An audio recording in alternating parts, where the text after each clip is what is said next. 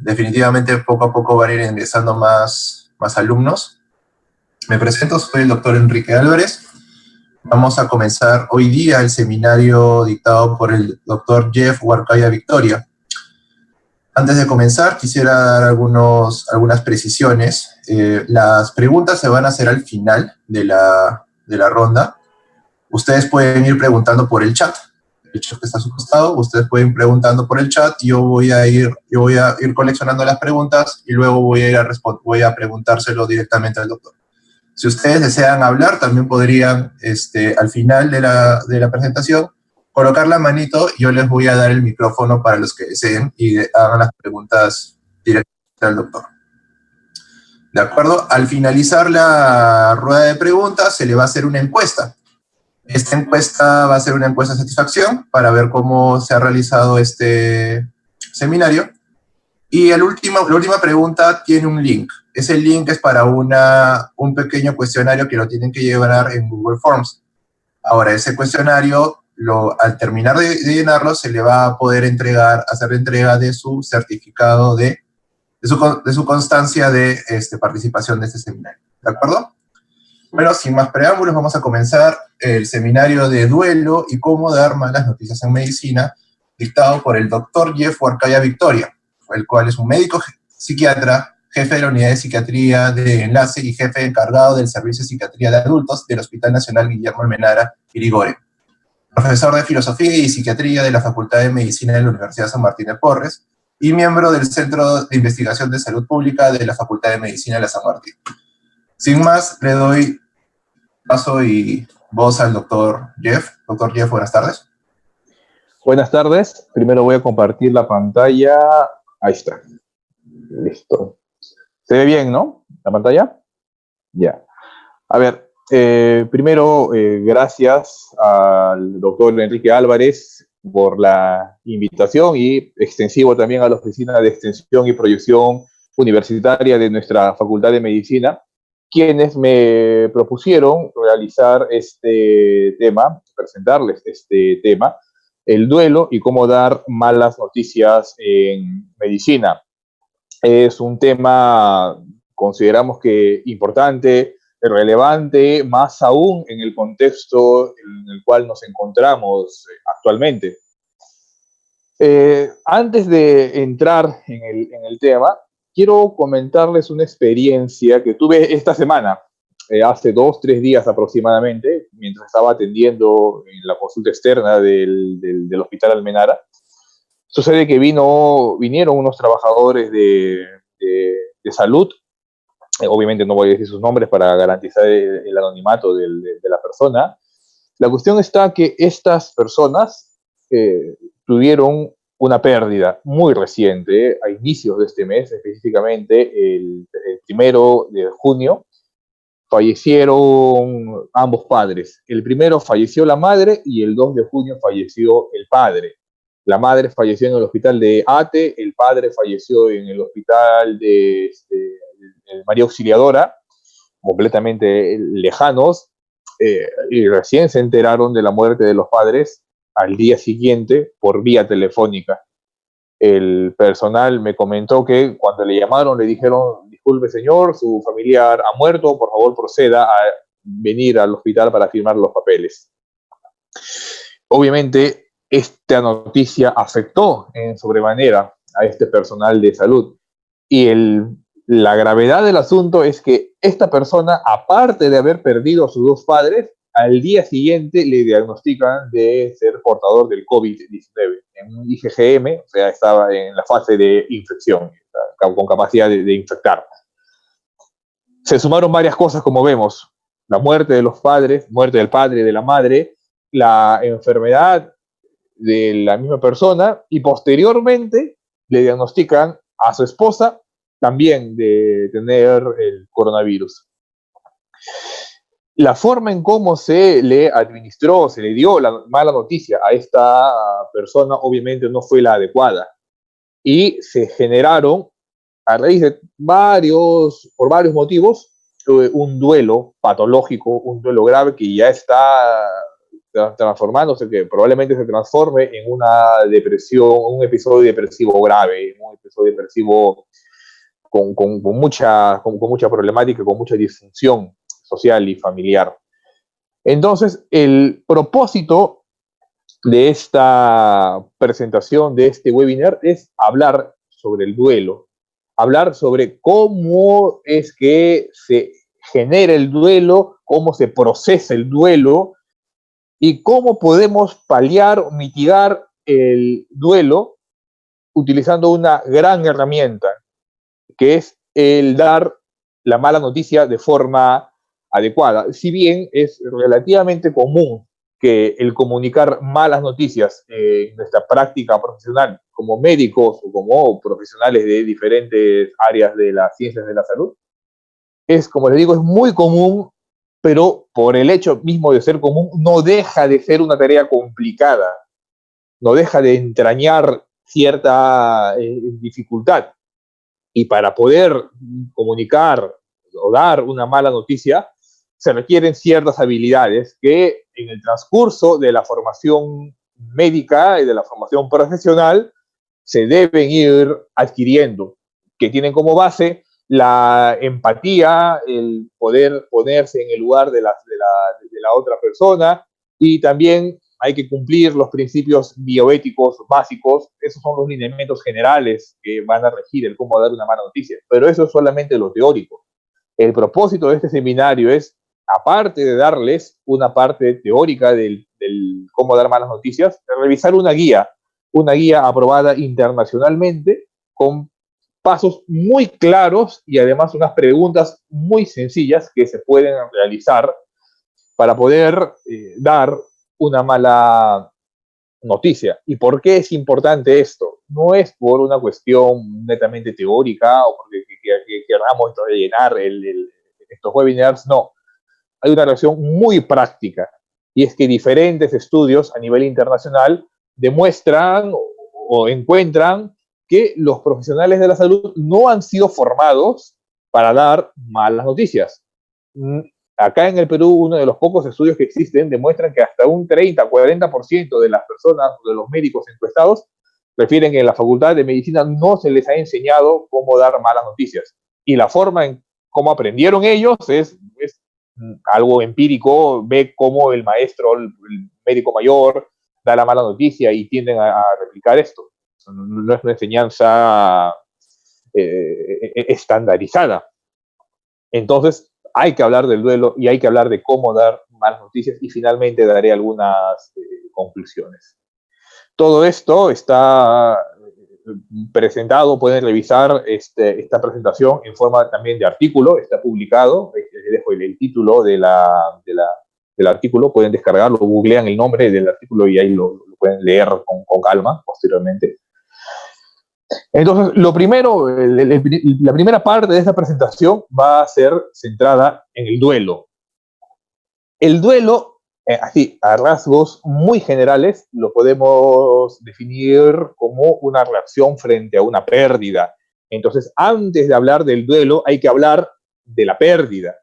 ¿Qué es la pérdida? Bueno, lo primero que tenemos que saber es que las pérdidas, como bien se señala en la diapositiva, es una experiencia universal. Todos vamos a pasar por diferentes pérdidas. No existe ningún ser humano que nunca haya perdido nada.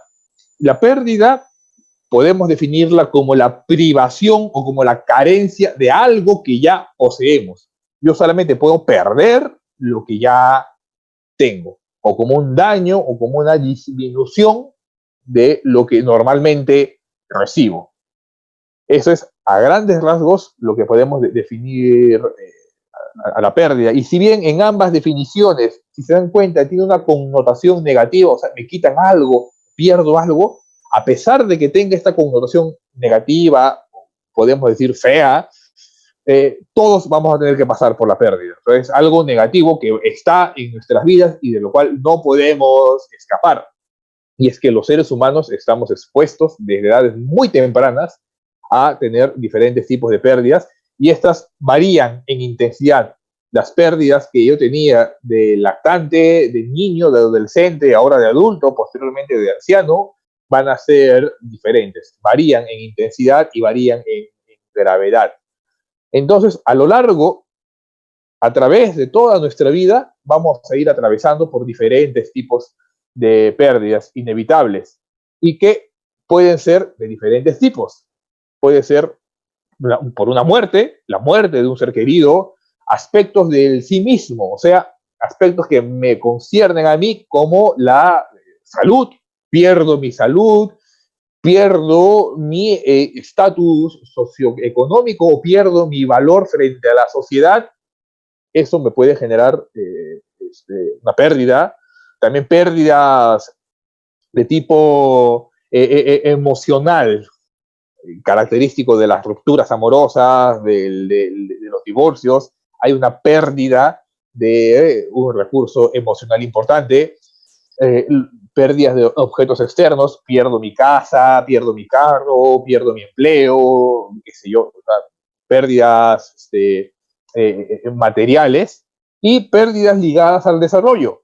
O sea, pérdidas que tienen que ver con el desarrollo psicosocial normal. O sea, como yo me comportaba de adolescente, hay ciertas cosas que hacía de adolescente y que ya no hago ahora de adulto. He perdido eso. Hay unas pérdidas que son normales y que están ligadas al crecimiento de los seres humanos.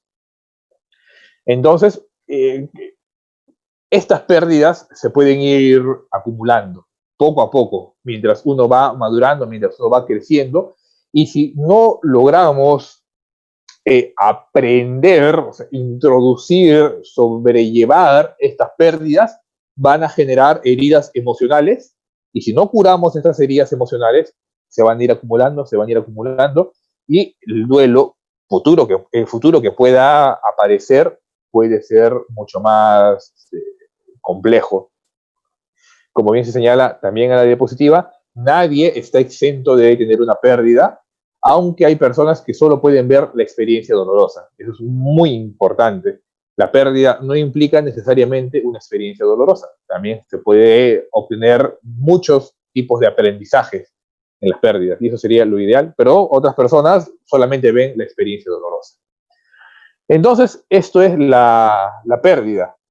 Ahora, dentro de todos los tipos de pérdida, una de las más importantes o una de las más comunes, por así decirlo, es el duelo. Dentro de los tipos de duelo, lo que más se correlaciona o lo que más se tiene en la mente, en el ideario, en el imaginario popular, es el duelo por la muerte. El duelo puede ser por los diferentes tipos de pérdidas. Eso ya lo mencioné en la diapositiva pasada. Pero lo más común es que se relacione el duelo con la muerte. Entonces, ya hablamos de la pérdida, ahora hay que hablar rápidamente algo acerca de la muerte. La muerte escapa, o el concepto de la muerte escapa completamente solamente las definiciones biológicas o las definiciones mecanicistas de la medicina. La muerte también puede ser entendida como un constructo sociocultural. Cada cultura va a entender, va a comprender y va a conceptualizar la muerte de manera distinta. Por ejemplo, las culturas precolombinas, las culturas mesoamericanas, ellos no entendían la muerte como lo entendemos ahora, nuestra cultura occidentalizada. En estas culturas andinas, la muerte no existía tal cual, sino más bien había una transición hacia una nueva vida, hacia la integración de la desaparición del cuerpo físico y tu integración espiritual con la comunidad y con la familia. Y además, la muerte, las personas que morían, protegían, ayudaban, eran todavía parte de la sociedad, tenían un rol en la sociedad y era proteger a las familias. La Edad Media, el auge del cristianismo, ellos conceptualizan la muerte de otra manera muy, muy distinta, y se introduce el concepto del pecado, se introduce el concepto de Dios y de que vivir bien, una serie de conceptos que trajeron a nuestra cultura, que entró en conflicto con las ideas que teníamos de muerte en nuestra cultura, y se generó como un palincesto, como una mezcla extraña de diferentes conceptualizaciones, y eso es lo que tenemos ahora en el Perú. Si ustedes revisan o ven, van a la sierra, van a ver que ellos tienen el proceso del duelo y entienden la muerte de diferente manera a como se hace en la selva, a como se hace acá en Lima, inclusive acá dentro de Lima, cada distrito, cada grupo diferente puede tener una concepción distinta de la muerte. Entonces, la muerte no es simplemente un concepto médico-biológico, es un concepto cultural. Y si no entendemos cómo es que cada cultura y cada sociedad comprende la muerte, no vamos a entender cómo es que procesa el duelo. Es por eso que estos tiempos de 1 año, de 2 años, de 3 meses, eso va a variar, la sintomatología cambia, la expresión de las mismas molestias también cambia, va a depender de cultura a cultura. Entonces hay que tener siempre esta lupa, este ojo cultural a la hora de hablar del duelo y a la hora de hablar de la muerte. Pero bueno, esas son las concepciones tradicionales. No obstante, en los últimos años ya aparecen conceptualizaciones sobre el duelo. Por ejemplo, John Bowlby, muy conocido en el mundo de la psicología y la psiquiatría, por haber hecho estudios del apego, menciona que el duelo son todos aquellos procesos psicológicos conscientes o inconscientes que la pérdida de una persona amada pone en marcha, cualquiera sea el resultado. O sea, el duelo es algo inconsciente, es algo que no podemos controlar. Eso es lo que dice John Bowlby. Más recientemente, Pangraci menciona que el duelo es la matriz que reúne la respuesta a las separaciones de ambientes, bienes materiales, roles sociales, valores afectivos, lazos afectivos, la salud y la separación de personas queridas. ¿Se dan cuenta de la diferencia? La definición de John Bowlby es más estrecha, que se relaciona solamente con la muerte de una persona querida. En cambio, la definición de Pangraci es más amplia, es más abierta y entiende al duelo no solamente como una respuesta inconsciente a la muerte de alguien, sino a las pérdidas, a las diferentes pérdidas que tú puedes tener. Entonces, ahora se entiende el duelo como una visión, se le entiende como una visión más amplia. El duelo no es un proceso rápido. No es que en una semana ya voy a elaborar todo lo que he perdido y a seguir adelante. No, no es un proceso rápido, ni mucho menos es un proceso sencillo. La magnitud del duelo, o sea, la profundidad del duelo va a depender tanto de la cantidad que he perdido como las características de cada uno. El tipo de personalidad de cada uno va a definir cómo es que proceso esta pérdida. La persona que vive el duelo entonces va a valorar la importancia de lo que he perdido y es necesario que experimente el dolor. Eso es muy importante. Algunas personas tienen la fantasía, me han llegado a la consulta de decirme, doctor, he perdido a mi familiar, no quiero sentirme triste, no quiero sentir dolor. Una fantasía, eso no existe. No, el duelo, el dolor asociado en el duelo es algo normal y algo que tenemos que vivenciar. Si yo no siento el dolor en el duelo, no voy a resolver el duelo y va a estar entrampado ahí y en algún momento va a volver a salir. Entonces, el dolor del duelo es algo característico y es necesario para que la persona pueda elaborarlo, para que ya deje de estar enfocada en el pasado y pueda tener nuevas perspectivas futuras. Para eso tiene que pasar por el dolor, tiene que superar el dolor para poder concluirlo. El duelo tiene, según diferentes autores, muchas etapas. No hay un consenso. Algunos autores hablan de una fase de choque, de una fase de aceptación, de una fase de resolución del duelo. Otros, como O'Connor, habla de la ruptura de antiguos hábitos, se va reconstruyendo posteriormente, se buscan nuevos objetivos y se termina con un reajuste de la vida. O sea, como ustedes se pueden dar cuenta, hay diferentes autores entienden al duelo o al proceso del duelo que se desarrolla a través de diferentes etapas.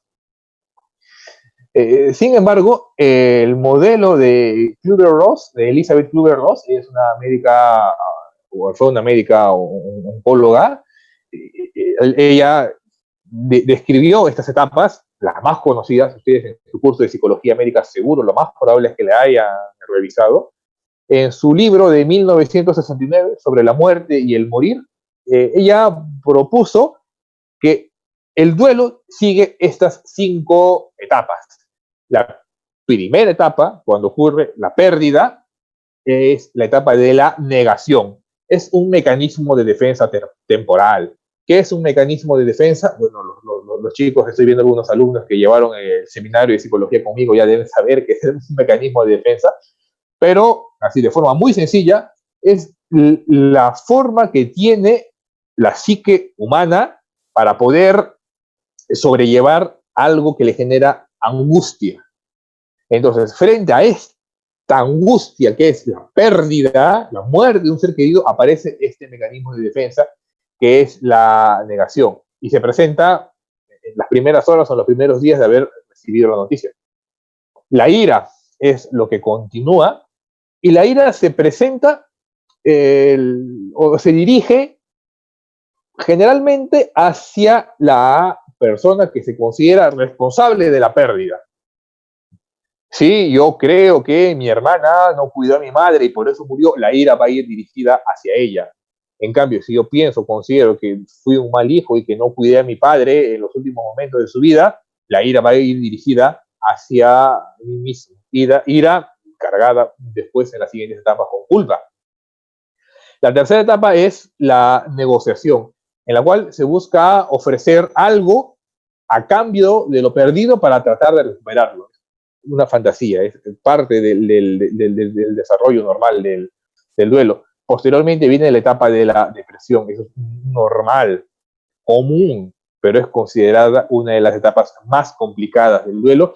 Y finalmente, la aceptación, que como su nombre lo indica, es ya reconocer que lo que he perdido no va a regresar y yo me regreso o hago las cosas que hacía anteriormente. Regreso a mis etapas de funcionamiento previo. Si es que no regreso a mis etapas de funcionamiento previo, si es que sigo teniendo problemas para trabajar, con mi pareja, en la universidad, en el colegio, académicamente, laboralmente, qué sé yo, significa que no he procesado el duelo de forma adecuada y que me he quedado atrapado en alguna de estas 4 etapas. Entonces, para que lleguemos a la etapa de la aceptación, tenemos que atravesar por todas estas etapas. Ahora, alguno me puede preguntar, doctor, ¿y es necesario que se pase por las etapas en ese orden? Bueno, algunos investigadores mencionan que no necesariamente, que muchas veces las 4 etapas están juntas al mismo tiempo, puede haber negación, ira, negociación, depresión junto en una misma persona, pero por una cuestión teórica es que se los presenta de esa manera. Entonces, el duelo tiene estas etapas que hay que conocer, que son normales y que hay que expresarle al paciente o a la persona. Muchas personas consideran que no debo sentirme deprimido o no debo sentirme triste por la muerte de un familiar, ¿no? O otros pueden decir, o pueden quedarse simplemente en la etapa de negación y piensan, no, en algún momento va a revivir, voy a seguir hablando con esta persona, todavía hablo con él en sueños, él todavía no está muerto. Ya no pueden atravesar, no atraviesan estas etapas del duelo de forma normal. Por ejemplo, el caso que les comenté al inicio fue muy interesante porque esta persona estaba entrampada en la fase de la ira. Tenía ira dirigida hacia sí mismo. Decía, si es que yo lo hubiera traído acá al hospital Almenara, de repente hubiera ido, ¿por qué permití que se vaya al otro hospital? Ahí no había nadie que lo pueda ver, yo lo dejé solo a mi padre, yo dejé solo a mi madre, por eso fallecieron, y aparece la culpa. Se sobrecarga con culpa, ira, culpa, no avanza en el proceso del duelo, se queda entrampado ahí, y pues ya aparece la depresión grave, con toda la connotación clínica que ya conocemos. El duelo puede ser de 2 tipos, entonces. Hay un duelo normal y hay un duelo patológico. El duelo normal generalmente se inicia dentro del poco tiempo de haber ocurrido la pérdida. Va de la mano con tristeza, con irritabilidad, con llanto, con el pensamiento está centrado en la pérdida, solamente estoy pensando en lo que he perdido, y tienden a hacer estos pensamientos reiterativos, o sea, estoy pensando todo el día una y otra vez sobre lo que he perdido. En cambio, este duelo normal, a diferencia del duelo patológico, en el duelo normal el funcionamiento todavía está conservado. ¿Qué significa eso? Puede haber muerto mi padre, puede haber muerto mi madre, pero yo aún así, después de algunos días, voy a trabajar, soy productivo, rindo como esposo, rindo como padre, si estoy en la universidad, continúo con mi labor académica. Es lo que lo diferencia del duelo patológico. En el duelo patológico no ocurre esta adecuación a la funcionalidad previa. En el duelo patológico, como bien se menciona acá, la persona se encuentra desbordada, o sea, no puede controlar. Ellos mismos dicen, los mismos pacientes dicen, las mismas personas dicen, no puedo manejar mis emociones. Siento que esto me ha vencido, siento que esto me ha derrotado. Y por lo tanto recurren a conductas desadaptativas. Puede ser conductas adictivas, autolesivas o fantasías de muerte. Ya, Dios, llévame, me quiero morir, o padre, papá, mamá, llévame para ir al paraíso contigo, abrazarte y pedirte perdón o despedirme de ti, fantasías de muerte, que obviamente eso no es nada funcional porque si no se trata de forma adecuada, puede llevar a la gesta de ideas o actos suicidas. O puede permanecer la persona inacabablemente en ese estado sin avanzar en el proceso de duelo hacia la aceptación o hacia la resolución. O sea, se queda entrampado, enfrascado en esas etapas, en las 4 primeras etapas del desarrollo del duelo. El duelo patológico tiene diferentes manifestaciones, y esto es muy importante que ustedes como estudiantes y futuros médicos generales lo sepan. Generalmente pensamos, o en el imaginario popular, pensamos que el duelo es simplemente la tristeza. Estoy llorando porque perdí algo importante y ahí se acabó el duelo. Ese es el único duelo. Cuando no es así, cuando puede haber duelos que no son poco comunes, puede haber duelos en el cual la persona no esté triste, pero en cambio haya otras manifestaciones. Pueden ser manifestaciones físicas como dolor en el cuello, caída de cabello, problemas cardiovasculares, problemas gastrointestinales, diarrea crónica o problemas de náuseas, vómitos. Muy interesante porque si es que no hacemos una historia clínica adecuada, puede pasar esto de largo. Les comento el caso de una paciente que vi en agosto del año pasado, que estuvo hospitalizada cerca de un mes en el servicio de geriatría de mi hospital. ¿Por qué? Es una paciente de 60 años que tenía náuseas y vómitos a repetición. Se le hizo una endoscopía, se le hizo una cápsula endoscópica, se le hizo una serie de exámenes muy complejos, muy avanzados, pero la paciente seguía con náuseas y vómitos.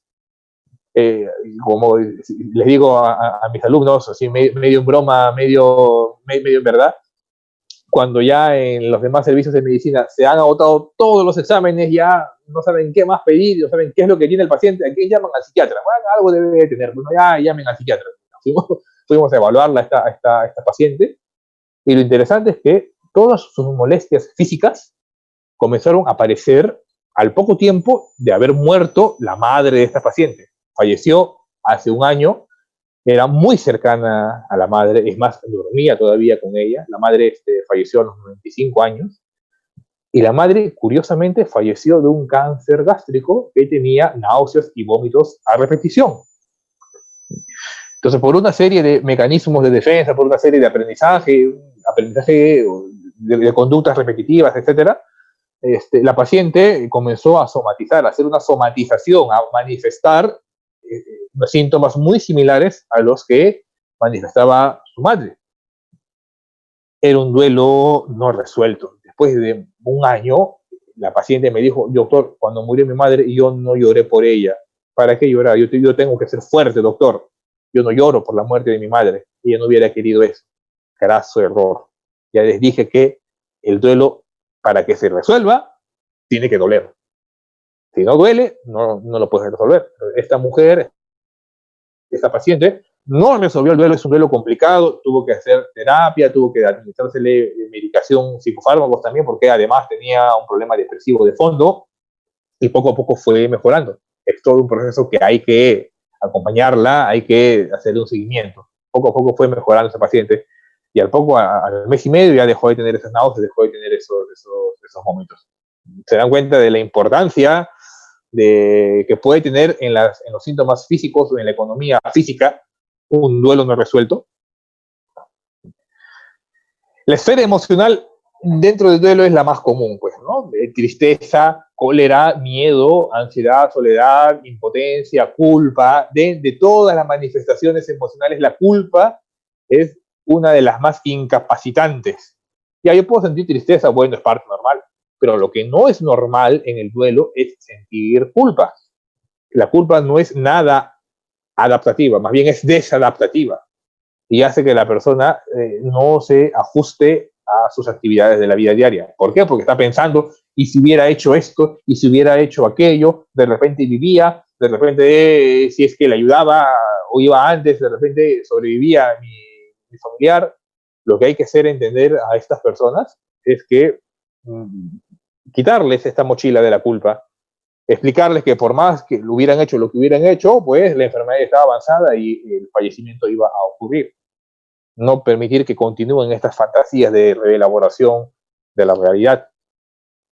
Hay una dimensión cognitiva, las personas se quejan, pienso más lento, no puedo concentrar de forma adecuada, se altera ya hasta el contenido de los pensamientos y comienzan a aparecer estas fantasías, estas ideas de querer hacerme daño, estas ideas suicidas que si es que no las tratamos adecuadamente pueden llevar hacia un acto suicida. Patrones conductuales, cambia mi forma del día a día, cambian mis conductas y pueden aparecer conductas desadaptativas. Comienzo a fumar, comienzo a beber, comienzo a agredirme. En la esfera social hay una pérdida del contacto con el mundo exterior, no tengo ganas de salir, no tengo ganas de hablar, prefiero quedarme en cama todo el día llorando, pensando en mi padre que falleció. Y finalmente también hay en el duelo un daño en la esfera espiritual. Es muy, muy importante. Si es que yo soy una persona muy creyente en Dios y que hago todo lo que considero que es correcto por mi religión y muere una persona querida, asaltada, violentada, qué sé yo, algunas personas pueden comenzar a cuestionar sus sistemas de creencias. ¿Pero por qué le pasó esto a él? Mi padre, si es que era una persona buena, si seguimos todo lo que dice la Biblia, si hacemos todo lo que Dios nos ha mandado, me cuestiono mis propias creencias, me cuestiono toda mi gran esfera espiritual, trascendental, nociones respecto a la vida, nociones respecto a la muerte, se comienzan a replantear. Es lo mismo que fallezca un bebé recién nacido, que yo tanto esperé ser madre y fallece mi hijo, a que fallezca mi padre, que ya tiene 90 años con cáncer, ya sabemos que iba a fallecer. En el primer caso, obviamente, si fallece una vida que recién viene al mundo, pues va a producir una serie de replanteamientos de tu forma de entender la vida, de tu forma de entender la muerte, hasta de tu forma de entender tu relación con Dios. Y es muy importante que el médico sea consciente de eso. No porque seamos médicos vamos a dejar de lado la vida espiritual de nuestros pacientes. Yo personalmente soy ateo y no creo en Dios ni nada de estas cosas, pero no por eso voy a decir, imponer, no, ¿sabe qué? Dios no existe, ya deja de llorar y no sé qué. No, pues eso es iatrogénico, es hacerle daño al paciente. Hay que acompañar en la construcción espiritual de este paciente. Y si tú crees que no lo puedes hacer, pues haz como yo lo hago, invita al paciente a recurrir a tu iglesia, habla con tu sacerdote, habla con tu cura. Es muy interesante porque también tuve un caso de un duelo de una señora de 80 años en la cual también tenía bastante culpa.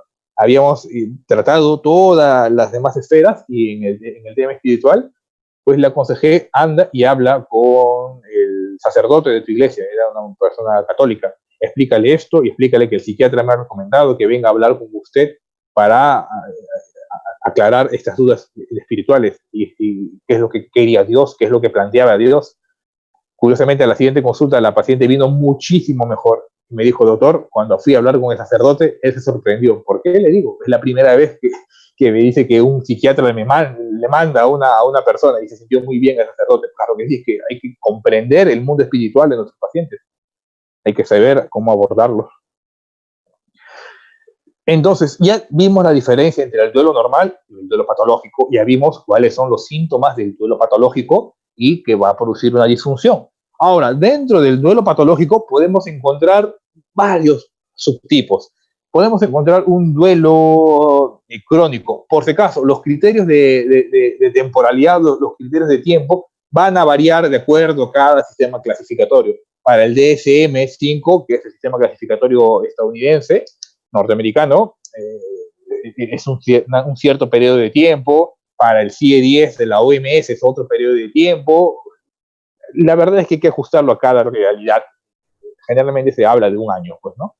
Entonces, el duelo crónico, más de un año, usualmente se da cuando esta duración va de la mano, esta duración mayor de un año va de la mano con una pobre reinserción de la persona a sus actividades de la vida cotidiana, a sus actividades previas a la pérdida.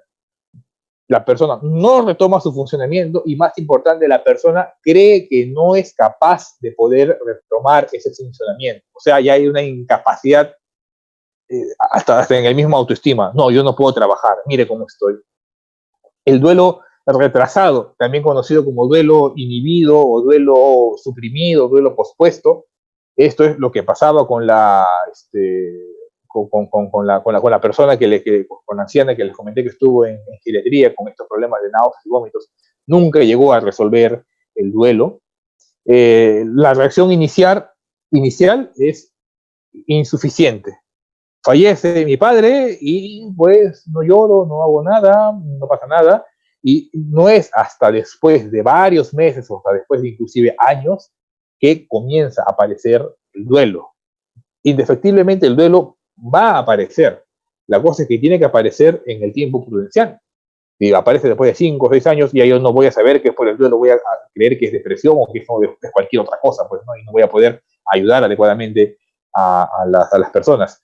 Y este duelo retrasado va de la mano con esta concepción popular que hay de debo ser fuerte. Ustedes deben haber escuchado, si han ido al velorio de algún familiar, qué sé yo. Debes ser fuerte, no debes llorar. Como hay la necesidad de ser fuerte. Yo soy el sustento de mi familia y mis hijos no pueden ver que yo estoy llorando. Al contrario, más bien un signo de fortaleza es entrar en contacto con nuestras emociones y saber expresarlas. Esa es la verdadera fortaleza. Más bien podemos entender que el tener miedo de expresar estas emociones, no voy a decir que es un signo de debilidad, no, pero sí es algo desadaptativo. Y eso ya hay mucha evidencia que lo sustenta. Entonces hay que saber expresar la tristeza por la pérdida de un ser querido en el momento adecuado. El tercer tipo de duelo patológico es el duelo exagerado y, como su nombre lo indica, es una respuesta desproporcionada que puede llevar a conductas desadaptativas y tiene generalmente este duelo exagerado va de la mano con algunas comorbilidades psiquiátricas mayores. Era una persona que ya tiene un trastorno de personalidad de tipo histriónico, era una persona que tenía ataques de pánico, era ya una persona bipolar o con depresión recurrente. Ya, pues frente a ese estado anímico de por sí ya mellado, frente a eso aparece un duelo, pues obviamente se va a complicar mucho más. El duelo exagerado. Y finalmente el duelo enmascarado es aquella en la cual la persona, si bien hay un patrón desadaptativo, un patrón emocional desadaptativo, la persona no relaciona esto con la pérdida, no relaciona esta alteración anímica con el duelo, sino con otros problemas X, y de esa manera enmascara, cubre, esconde el duelo, no asume la pérdida, no quiere ver la pérdida. Ahora alguno de ustedes me puede preguntar, doctor, ¿y todas las personas hacen duelo patológico? ¿Quiénes hacen duelo patológico? ¿Quiénes no hacen duelo patológico? Hay algunos factores de vulnerabilidad que sumados pueden hacer o predisponer o predecir que una persona va a desarrollar un duelo patológico. Primero, las circunstancias específicas de la muerte. Es lo mismo que muera tu hijo de 18 años por una leucemia linfoblástica aguda en una semana, que tu padre de 90 años que tiene un cáncer desde hace 5 años y ya sabía que en algún momento iba a morir. ¿Cuál es la diferencia? Que en el primer caso es una muerte abrupta. En el segundo ya se sabía, solamente había que esperar, ya te puedes ir preparando. Entonces, la muerte abrupta va a ser un factor de vulnerabilidad para desarrollar un duelo patológico. Muerte abrupta o muertes por accidentes. Estaba caminando por la calle y lo atropellan. Pues, ¿alguien se esperaba eso? Nadie esperaba eso, pues. Una muerte abrupta, rápida, rauda, puede generar este duelo patológico. El suicidio también, alguien que se ha suicidado, los familiares de esta persona suicida, pues hay riesgo de que desarrolle un duelo patológico en situaciones catastróficas como la que vivimos actualmente, en la cual lo que les comenté al inicio de este seminario, la muerte de 3, 4 familiares en una misma semana, una catástrofe para la familia, o una catástrofe nacional de salud pública como lo que vivimos actualmente, pues predisponen a que se desarrolle un duelo patológico. ¿De qué murió? ¿Qué habrá pasado con él? Si bien era una muerte que ya se sabía, pero no me queda claro por qué falleció. Las muertes inciertas también son predisponentes para el duelo patológico y las muertes múltiples. O sea, primero las circunstancias específicas de la muerte, de ahí la relación con el vínculo con la persona que ha fallecido. De repente murió mi padre y no lloro nada y uno puede decir, no está procesando el duelo, está el duelo enmascarado, lo va a hacer después. Ya, pero preguntémonos, ¿y en verdad quería el padre? De repente no lo quería, el padre es un desgraciado, un abusador, ya está bien que se haya muerto, pero ya me olvido de él. Pues si no hay este vínculo afectivo con el fallecido, obviamente no va a haber un duelo, pero más bien, si es que hay un vínculo muy estrecho con la persona fallecida, pues eso va a predisponer a que ocurra un duelo patológico, un parentesco cercano, una relación complicada. Tomando el ejemplo del padre abusivo, desgraciado, de repente también puedes hacer que haga duelo.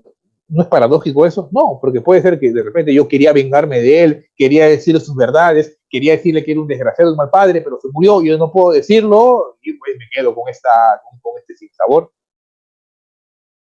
Las necesidades y dependencias con el fallecido, o sea, si es que la persona que falleció era el sostén de la familia, pues obviamente es más probable que se genere un duelo patológico si tienen una convivencia cercana, si es que ya hay el antecedente de haber desarrollado duelos complicados. Murió mi padre hace 10 años, me dio una depresión por 3 años, murió mi tía hace 5 años y tuvo una depresión por un mes, y ahora muere mi madre. Es más probable que esta persona desarrolle un duelo patológico.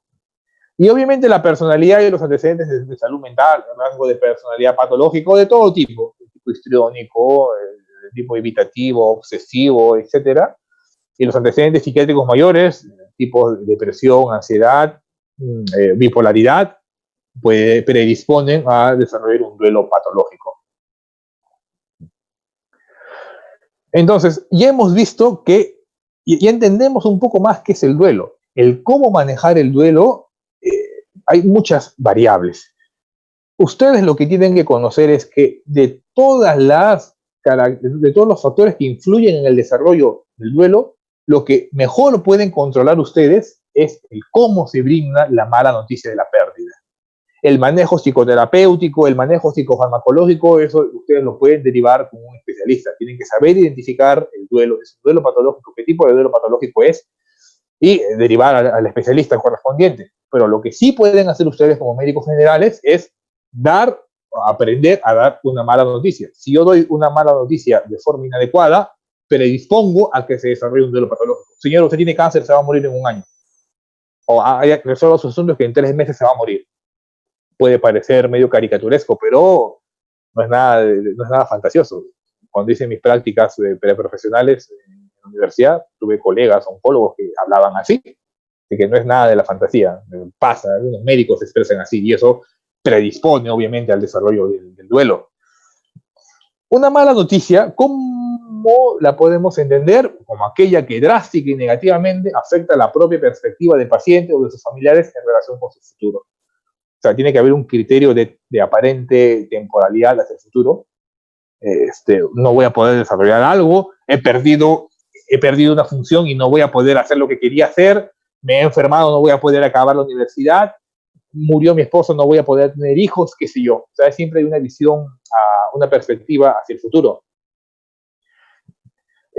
Lo interesante de la mala noticia es que no va a depender solamente del contenido de la misma. O sea, la mala noticia no depende de la magnitud de ella, sino de la repercusión que genera en la persona receptora de la mala noticia.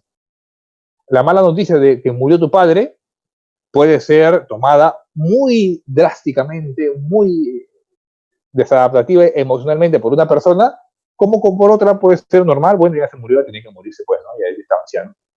O sea, la mala noticia no depende del contenido de la misma, sino del grado de repercusión que tendrá en cada uno de las personas, de cada uno de los receptores. Esto es lo que les comenté al inicio. Hay una pobre formación en las facultades de medicina de cómo dar las malas noticias. Y eso no es una realidad que ocurre solamente en el Perú, es a nivel mundial. Acá, a propósito, tengo un estudio del 2014 que se hizo a 317 profesionales de salud de un hospital general en Lima, el Hospital Almenara, en el cual de estos 317 profesionales de salud, el 72% reconoció que en su formación como profesional de la salud no había recibido un entrenamiento para poder dar malas noticias. O sea, un 72% es altísima. Ustedes, si alguno desea, puede hacer un estudio, les invito a investigar si consideran los médicos ya formados o los médicos que están trabajando en los hospitales, si es que han recibido un entrenamiento para dar malas noticias, especialmente en el contexto en que nos encontramos actualmente. Me han enseñado cómo dar la noticia de que ha fallecido un familiar con el COVID, qué sé yo. Es un tema muy interesante de investigación. Quien quiera me puede escribir por el interno y podemos desarrollar este tema. Entonces hay una pobre formación en los estudiantes de medicina respecto al comunicar malas noticias en medicina. ¿Por qué? ¿Por qué hay este temor de dar malas noticias? Primero, hay el temor de que a mí no me gusta dar malas noticias porque tengo miedo de ocasionarle un dolor a la persona. Cuando ya les dije que el dolor es parte normal del duelo. Entonces, ese temor, este pensamiento distorsionado que tienen algunos médicos, y yo no doy malas noticias porque tengo miedo a ocasionarle dolor, no es del todo cierto. Es inevitable el dolor a la hora de dar una mala noticia, es inevitable. La cosa es saber cómo administrarlo. Es un efecto secundario inevitable. O le doy o no le doy. Pues hay que darle y saber controlar el efecto negativo. Entonces, el médico que no quiere ocasionar dolor piensa que al no darle la mala noticia evito todo tipo de dolor. No, indefectiblemente el dolor va a aparecer. Además, hay un miedo al fracaso terapéutico. A pesar de los avances de la medicina, no todas las patologías tienen cura. No todas las patologías tienen cura. Y eso lo vemos ahora a flor de piel en esta enfermedad. Desesperadamente se busca dar un tratamiento, a pesar de que no hay evidencia, a pesar de que ensayos clínicos demuestran que ninguna medicina sirve, a pesar de toda la evidencia científica, le siguen dando medicinas. Porque es que hay este temor al fracasar como médicos. ¿De cuándo acá la medicina se ha convertido en simplemente dar pastillas, en simplemente dar medicina? No, ese no es el rol fundamental del médico, es acompañar en el dolor de las personas. Pero no se entiende esto y tengo miedo de fracasar como médico, le doy lo que sea. Y esto es algo que debe ser recordado por todos los médicos. No todas las enfermedades tienen tratamiento. Y este temor a no curar hay que quitárnoslo desde ahora, desde que son estudiantes de medicina. Si no, van a llegar a residentes, a asistentes y van a aparecer patologías. Justamente hace algunas semanas atendí a una colega médico que me comentaba, trabajaba en el área COVID, me comentaba, doctor, cada vez que entro al área COVID, solamente veo cómo mueren las personas. Estoy sentada, no hay medicinas, no hay oxígeno, la gente se muere solicitando oxígenos, me siento frustrado, porque yo no hago nada, solamente me siento a morir, a ver morir a las personas, no puedo hacer nada, no tengo nada para darle. Y es que ella piensa que el médico simplemente da pastillas, da medicinas, indico y que la enfermera le dé. No, tenemos la gran oportunidad de acompañar a las personas en los últimos momentos de su vida. Y eso es algo, eso es un privilegio que tenemos los médicos y del cual muchas veces no queremos hacernos responsables. Ya se va a morir, ya déjalo ahí, ya que muera, no lo quiero acompañar. Es que hay ese temor a la muerte y eso va de la mano con el siguiente punto. El temor a lo desconocido, el temor a la propia muerte, el temor a expresar las propias emociones. Ese es otro temor por el cual no doy una mala noticia. Yo soy médico, soy científico, duro, no tengo por qué expresar mis emociones, no tengo por qué expresar mis sentimientos, no, eso me va a hacer ver blando, falso, completamente negativo, pues no, pues, un médico tiene que ser empático, así es simple, una medicina centrada en la persona.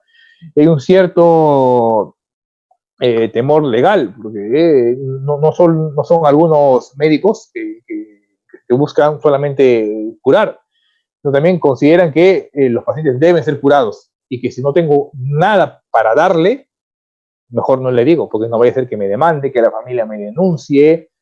Hay un reto al tratar ciertas patologías. O sea, ¿qué es lo importante de todo esto? ¿Qué es lo interesante de la muerte y del duelo? Que nos señala que los médicos tenemos limitaciones y que hay que saber reconocerlas, hay que saber aceptarlas y hay que saber afrontarlas, no negarlas e irnos a un lado.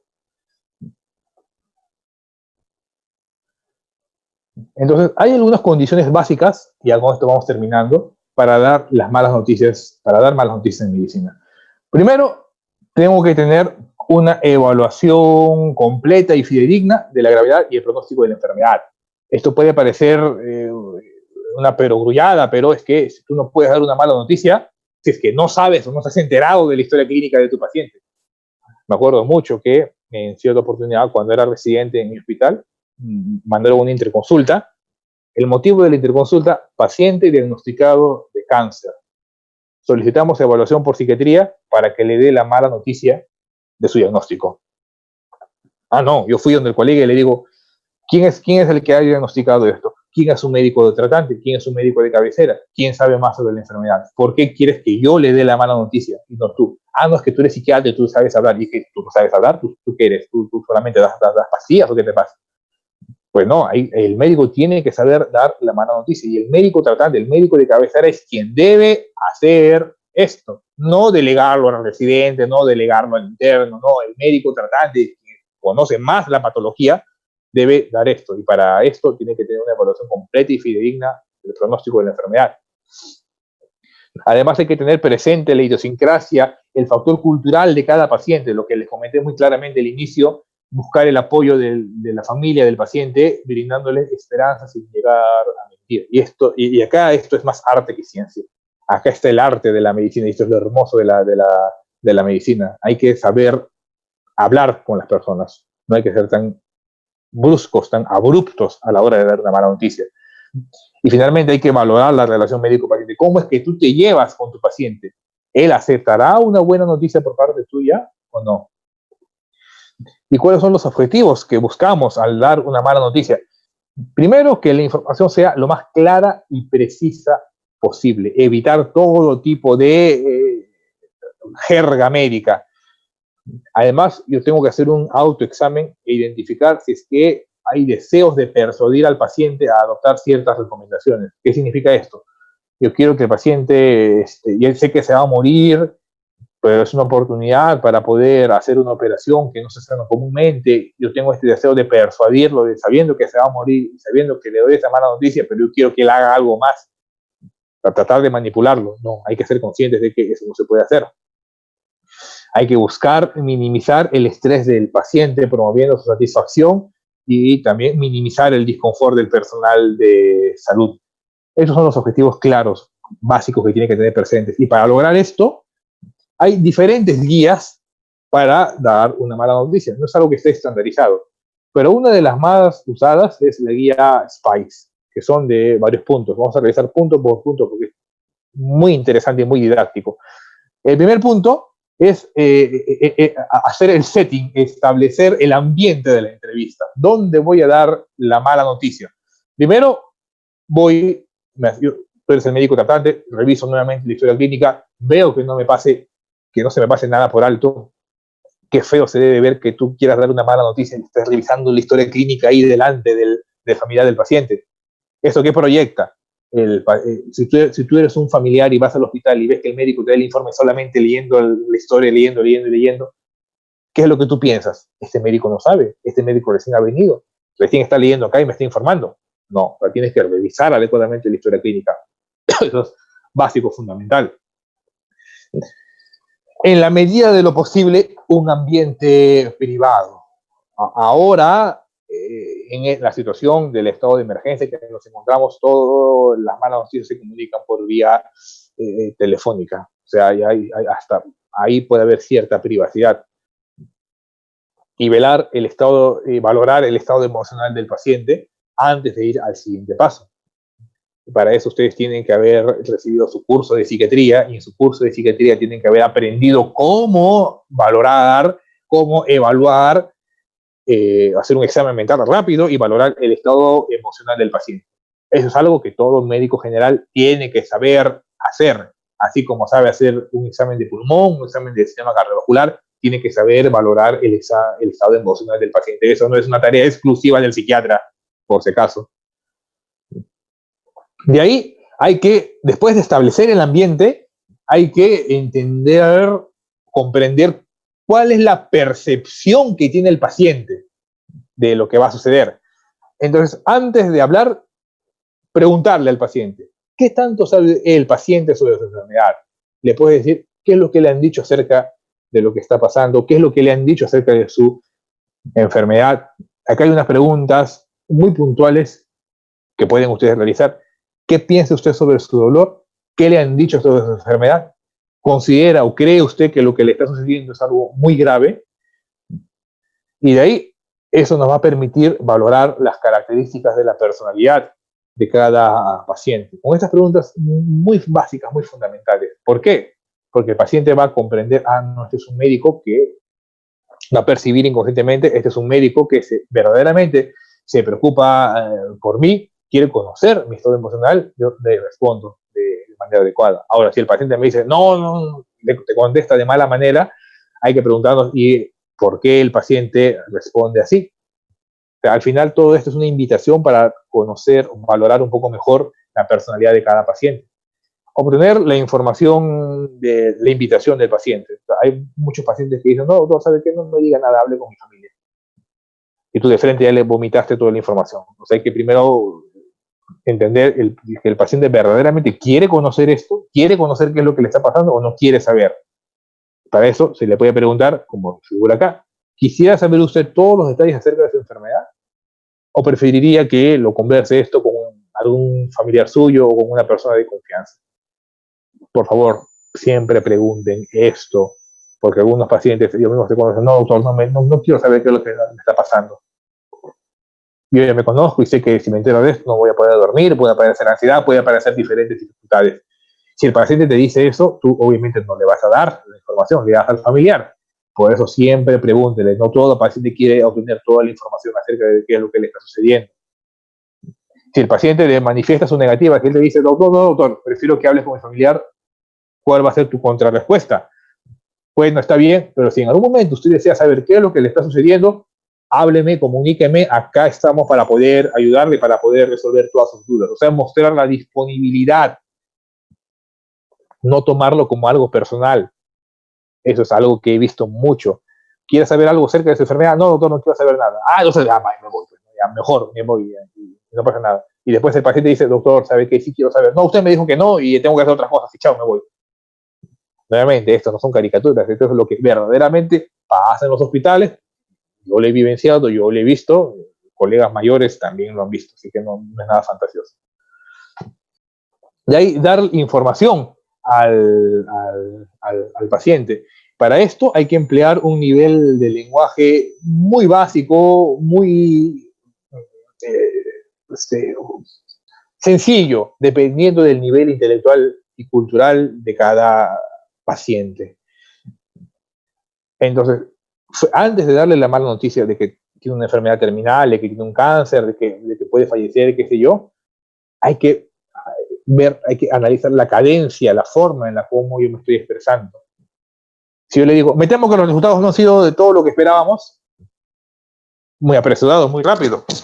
O le puedo decir, ¿sabe qué, señor? Me temo que los resultados que hemos obtenido no han sido lo que nosotros estábamos esperando. La información brindada tiene que ser dada de manera pausada y empleando algunas frases introductorias como le acabo de mencionar. El lenguaje no verbal, esto es muy importante. Tiene que transmitir tranquilidad, seguridad. ¿Cómo tú sientes seguridad? Ponte en el lugar del paciente. Tú estás en una situación de enfermedad. Tienes que sentarte al nivel del paciente, mirarlo a los ojos, mostrar las manos hacia adelante, no las manos hacia atrás, las manos hacia adelante, generalmente las manos abiertas, que es una invitación a que pueda expresar mejor, que se puede expresar mejor el paciente. O sea, hay que saber modular adecuadamente nuestro lenguaje no verbal, nuestra frecuencia de la voz, nuestro timbre de voz, la velocidad en cómo le damos la mala noticia. Todo esto es un procedimiento que hay que seguir. Además, no solamente es brindar información, no solamente es darle información en forma de bala, sino emplear una técnica de frisbee. Te doy la información y de ahí, después de que tú le dices todo lo que tienes que decirle, le puedes preguntar al paciente ¿qué es lo que opina? ¿Qué es lo que usted considera de lo que hemos conversado? ¿Ha entendido todo lo que yo le he dicho o hay algo que no me ha comprendido? Por favor, exprésenmelo. O sea, yo le doy la información, el paciente la procesa y me replantea cosas que él no ha entendido. O sea, técnica de frisbee, no es simplemente toma la información y chao, me voy. 5. Comprender, evaluar las emociones del paciente con respuestas empáticas. Esto es muy interesante. Hay que determinar las reacciones que presentan los pacientes con 3 cosas. Primero, la conducta empática del médico. Si yo le doy la mala noticia al paciente y veo que él se pone triste, se pone irritable, me grita, me puede gritar, pues, ¿no? O se puede enojar. Son reacciones normales de la negación, la ira. Recuerdan la fase del duelo. Entonces puede haber estas reacciones y el médico puede presenciarlas. Si le doy una mala noticia al familiar, por ejemplo, señor, sabe que los resultados no han sido lo que esperábamos, hemos intentado hacer todo lo posible, pero su familiar lamentablemente ha entrado en una fase última de su enfermedad, y el familiar dice, cállese, yo acá he venido, yo he traído a mi padre caminando y ustedes me lo están matando, desgraciados, infelices. Y así tú no te pones en el lugar del familiar, vas a responder de la misma manera. ¿Y qué vas a decir? Seguridad, llévese acá. O en el peor de los casos, llamen al psiquiatra, pero está mal esta mujer. No, tienes que ponerte en el lugar del paciente, en el lugar del familiar y dar una respuesta empática. ¿Cómo así? Ahí están las frases. Puedo notar que esta noticia lo ha molestado. Comprendo que usted no esperaba esta noticia. Sé que esto no es una buena noticia para usted. Lamento tener que informarle que estos resultados no han sido los adecuados. Comprendo que lo que está sucediendo es algo completamente normal. Yo también reaccionaría de una manera similar si es que me dieran una noticia así. ¿Qué estamos haciendo ahí? Validar la emoción del paciente o del familiar. Eso es muy importante. Validar las emociones, no invalidarlas, no decirles, bueno, eso ya va a pasar, no, ya cállese, no, ya no llore, cálmese. No, hay que validar las emociones. Si está llorando, si la persona con llanto frente a la emoción y tú le dices, no, ya deje de llorar, ya va a pasar esto, ahí estoy validando la emoción. No, más bien estoy diciendo, ya cállate, que tengo que seguir trabajando. Pero si yo más bien le digo a la persona que está llorando, bueno, es comprensible por lo que usted está sucediendo, no es una reacción que nadie esperaba, acá estamos nosotros para poder ayudarle en todo lo que usted necesite. Ahí estoy validando la emoción del paciente, estoy favoreciendo que se desarrolle un duelo normal.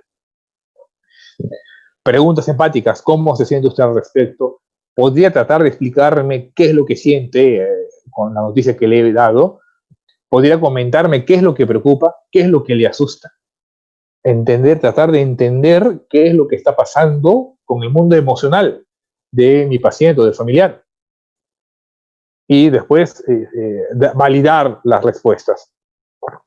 Es completamente comprensible lo que estoy sintiendo. Creo que cualquiera hubiera tenido la misma reacción. Muchos otros pacientes han tenido experiencias similares. Lo que está sintiendo es perfectamente normal. No tiene por qué avergonzarse, no tiene por qué culparse. Cualquier persona atravesaría por una situación similar a la que está teniendo usted ahora. Entonces, hay que validar las emociones de nuestros pacientes con respuestas empáticas. Y finalmente, hacer un resumen de todo lo que hemos realizado. Dejar claro al paciente que él cuenta con nuestro apoyo, tanto el paciente como su familiar. Y desarrollar un plan conjunto. No es simplemente dar la mala noticia y me voy. Si yo doy la mala noticia y veo que esto le está afectando, le puedo decir, si es que después de un tiempo prudencial, después de unas semanas, usted presenta estas molestias, las que ya les comenté en el duelo patológico, no duden en buscarme, podemos referirla con ayuda profesional, con ayuda a algún profesional de salud mental, sea psicólogo, sea psiquiatra si es que tiene antecedentes de salud mental, para poder hacer un plan en conjunto y pues hacer un seguimiento adecuado de qué es lo que está pasando con el familiar o con el paciente. Y realizar un resumen de todo lo que hemos trabajado y resaltar los puntos más importantes. Todo esto, ¿cuánto demora? Según el protocolo Spike, una buena noticia, brindar una mala noticia bien hecha demora entre 30 a 45 minutos en personas que no han recibido un entrenamiento continuo. En cambio, en la medida que tú vayas haciendo esto de forma repetitiva, vas a interiorizar estas preguntas y ya vas a adquirir esta habilidad de poder dar esa mala noticia. Por si acaso, este seminario es eminentemente teórico con algunas cosas prácticas. Lo ideal sería que haya un curso o en su curso de psicología o de psiquiatría, presencien cómo se da una mala noticia y ustedes poco a poco vayan practicando, primero entre ustedes o en talleres de simulación y ya después con pacientes y familiares. Doctor, yo no sé hablar con los pacientes, yo no tengo empatía. Y está bien, no la puedes tener, pero son habilidades que se pueden adquirir, son habilidades blandas que se tienen que adquirir para que seas un médico competente. Y es algo que tiene que garantizar la universidad. Bueno, para acabar, ¿qué quise decirles con esta presentación? Primero que el inicio del proceso del duelo se da una vez producida la pérdida. Sus manifestaciones son variadas, no solamente emocionales, sino también cognitivas, conductuales, físicas, sociales, etc. El duelo complicado tiene algunos factores de riesgo. Muertes inesperadas, un grado de relación muy estrecho, muertes masivas, muertes múltiples, pérdida del sostén familiar, todo eso puede generar un duelo complicado. Y ya saben ustedes la diferencia entre un duelo normal y un duelo patológico o un duelo complicado. De todos los factores que van a predisponer al desarrollo del duelo, el cómo se brinda la mala noticia es un factor que ustedes pueden controlar. No pueden controlar la pérdida masiva de familiares o de repente que se perdió el sostén de la familia, tú no le vas a dar dinero al paciente, pues, ¿no? Lo que sí puedes controlar es cómo le das la mala noticia. Y muchas veces, si tú le das esta mala noticia de una manera óptima, haces mucho por el paciente e impides que se desarrolle un duelo patológico. Todos los protocolos de cómo dar malas noticias en medicina hacen énfasis en la importancia de la empatía del emisario, así como en el desarrollo de habilidades de comunicación verbal y no verbal. Son cosas que no es que yo nazca con empatía o con mucha, con poca empatía, no, son habilidades que se pueden aprender, que se pueden mejorar, lo digo por experiencia propia. No voy a hablar de mi vida, pero sí lo digo por experiencia propia, es algo que se puede mejorar con la práctica, con estudio y obviamente yendo y hablando con pacientes, que al final son el fin último de nuestra existencia como médicos. Muy bien, si se dieron cuenta, en muchas de mis diapositivas puse estas imágenes de calaveras de cráneos, que la muerte la tratamos de ocultar, tratamos de hablar poco de la muerte, solamente hablamos del milagro de la vida, pero no hablamos del milagro de la muerte. y es que como médicos también hay que darle cara a la muerte, no escapar de ella, no huir de ella, entender que a veces la muerte va a ganar, pero lo que nunca nos va a quitar es el acompañar a nuestros pacientes, el acompañarlos en todo este proceso de muerte y generar una satisfacción en él y en sus familiares. Muy bien, gracias por su tiempo. No sé si hubiera algunas preguntas, algunos comentarios. Muchas gracias, doctor Jeff. Sí, vamos a pasar ahorita con la rueda de preguntas, pero antes que nada quería hacer un comunicado para todos los chicos que no estuvieron al inicio de la sesión. Al finalizar la rueda de preguntas se le va a dar una encuesta de satisfacción, en la cual al final va a haber un link, que también se lo vamos a pasar por el chat, y que va a ser un cuestionario por Forms para recibir su constancia de participación. ¿De acuerdo? Es necesario llenar ese cuestionario en Forms para poder tener tu constancia de participación. Además, quería anunciar que el día de mañana se va a realizar la conferencia sobre mundo emocional en la coyuntura COVID, hecha por el licenciado Juan Manuel Rivera. Le voy a dejar el link de la oficina de OEPO, de extensión y proyección, para que ustedes puedan ingresar y puedan dar a conocer y enterarse de todas las charlas que vamos a tener durante este mes y el próximo mes y bueno, y el resto del año. ¿De acuerdo? Entonces vamos a comenzar con las primeras preguntas. Todas las personas también que quisieran comentar de forma que quieren que les dé el audio, pueden levantar la manito. Hay una manito que si ustedes ven en la parte de abajo del Zoom, pueden hacerlo y yo les voy a dar el audio. Mientras tanto, vamos a ir a preguntas. ¿Sí? Luis Pinedo pregunta, ejemplos de la etapa de negociación. ¿Qué ejemplos hay de etapa de negociación? Ya, miren. En la etapa de negociación, la persona busca tener, dar algo, así, en medio fantasioso, dar algo para poder recuperar a la persona perdida. Ejemplo, yo trabajando más, haciendo muchas más cosas, de repente puede ser que mi padre siga presente, siga vivo en mí, o sea, dar algo de mí para poder tratar de recuperar al ser perdido. Es una etapa, dentro de todas las etapas, no, es una etapa normal del desarrollo del duelo, pero si es que no se lleva de forma adecuada, si es que no aclaramos que esta fantasía de recuperar a la persona perdida, pues simplemente es una fantasía, nunca vamos a superar la negociación y siempre vamos a querer dar algo a cambio para poder recuperar a la persona perdida. Y eso no permite avanzar, ya que justamente la parte de la aceptación es saber que por más de que yo dé algo, por más de que yo negocie algo, pues la persona no va a regresar. Hay una segunda pregunta de Evelio Rojas. Doctor, acaba de hablar que si no hay vínculo, no hay duelo. Yo me crié con mis abuelitos. Mi abuelo falleció en diciembre, el 26 del año pasado. Lloré mucho cuando me enteré de la noticia 2 meses después. 2 meses después falleció mi padre. No hubo vínculo, pero enteramente también lloré. No tanto como lo hice cuando me enteré por mi abuelito, pero existen momentos en el cual sí me siento triste por el fallecimiento de mi padre. ¿De acá se puede ver?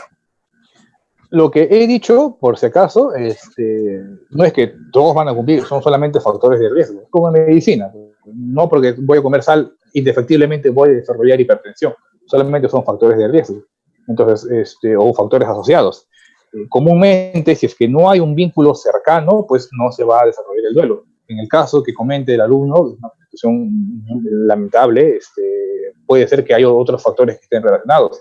De repente no es tanto por el vínculo, sino por la imagen que tenía del padre o por una imagen idealizada que tenía de este padre como miembro de la familia, o de repente porque la madre está sufriendo por la pérdida del padre. O sea, son muchos factores y habría que conocer el caso, sentarme a hablar con él y conocer el caso detallado de qué es lo que está sucediendo. Pero no es que porque no haya vínculo ya no va a haber duelo, pues, sí, claro, puede haber, puede suceder.